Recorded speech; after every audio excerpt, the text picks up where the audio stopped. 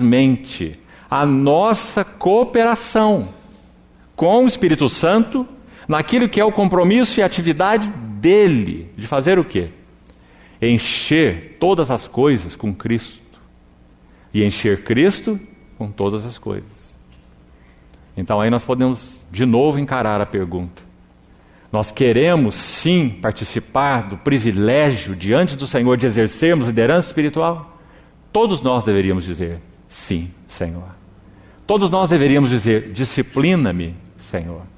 Todos nós deveríamos dizer, Senhor, não retire tuas mãos de mim. Então, irmãos, quando olhamos para a vida de Pedro, esse é o passo, com a ajuda do Senhor, vamos dar hoje, apenas na reunião de hoje. Amanhã, se o Senhor permitir, vamos compartilhar um pouco sobre João, com esse foco panorâmico, é claro, vidas ricas, tanto a vida de Paulo, quanto a vida de Pedro, quanto a vida de João, quanto trabalho o Senhor teve com essas três vidas, cada uma delas. Em Atos capítulo 9, o Saulo de Tarso é descrito como alguém furioso, alguém que respirava, é a palavra ali, Atos 9:1, ameaças e morte contra os discípulos do Senhor. Saulo era um bom assassino. A palavra morte usada ali em Atos 9:1, ela fala de assassinar de modo violento. Saulo respirava morte contra os discípulos do Senhor. E lá estava ele recebendo a capa de Estevão, quando Estevão estava sendo apedrejado. Então o Senhor chamou Saulo, e ele vai dizer, ao que me separou antes de eu nascer, e pela sua graça, aprouve a ele revelar seu Filho em mim. Isso é liderança espiritual. Revelar seu Filho em mim. Ele diz, sem detença eu não consultei carne e nem sangue. Então, irmãos, quando ele escreve o texto que acabamos de ler, 1 Timóteo capítulo 1, ele vai dizer que Deus fez isso por causa da sua graça. Deus fez isso por causa da sua misericórdia. Ele cita a misericórdia de Deus 2 vezes no texto que acabamos de ler em 1 Timóteo. E ele mostra por que essa graça e por que essa misericórdia.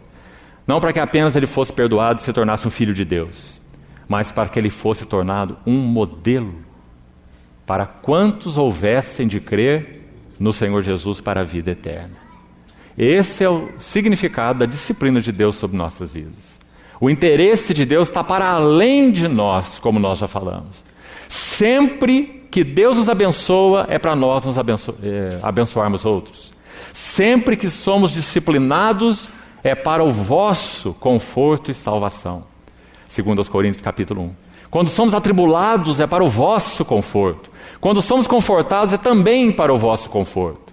Por isso ele vai dizer aos Coríntios, tudo é vosso, tudo é para vós, voz de Cristo, Cristo de Deus. Seja Paulo, seja Apolo, seja a vida, seja Cefas, seja a morte, sejam coisas presentes, sejam coisas futuras, tudo é vosso, voz de Cristo, Cristo de Deus. Então que o Senhor nos ajude a compreender o que significa liderança espiritual, para que não tenhamos falsos conceitos ou falsas escusas.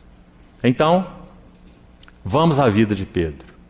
E se pudermos chegar até lá, nós vamos dar 10 passos, mesmo que rapidamente. Então prepare sua Bíblia, para você folheá-la bem rápido, e nós vamos tentar fazer isso de maneira cronológica. E vamos ver como o Senhor tratou com o Simão, até que ele fosse levado àquele estágio, onde sim, o Senhor poderia dizer com clareza a ele, que ele iria se entregar em testemunho do seu Senhor no final de sua vida.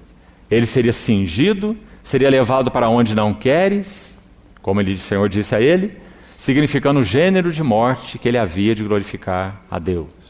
E por 2 vezes, lá no capítulo 21, lemos, o Senhor diz a ele, segue-me. Então ele se preocupa lá com o João, que estava seguindo o Senhor também. Mas e esse aqui, Senhor? Acho que o Senhor chamou a mim, mas e esse outro aqui está seguindo também? Será que ele achou que o chamamento é para ele também? Ele está com o ouvido muito esperto. O Senhor chamou a mim, mas tem um outro aqui andando atrás de mim. E quanto a este? Então o Senhor, de certa forma, repreende a Pedro, dizendo, ele é meu, e meu assunto com ele não compete a você. Quanto a ti, segue-me.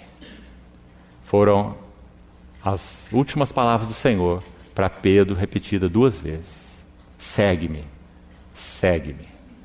Quando nós lemos em João capítulo 1, aí vamos no primeiro passo, João capítulo 1, o encontro do Senhor com Pedro, realmente esse encontro é muito significativo.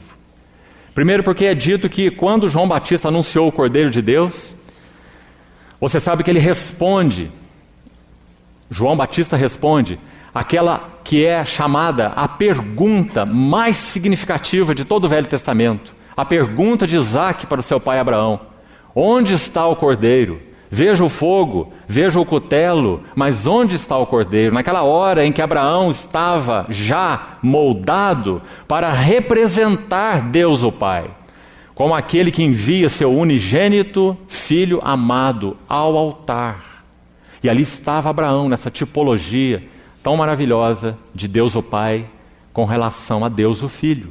Porque Abraão foi moldado de altar em altar, 4 altares, e foi visitado por Deus 11 vezes, até chegar a Moriá. A palavra Moriá significa visível ou escolhido do Senhor.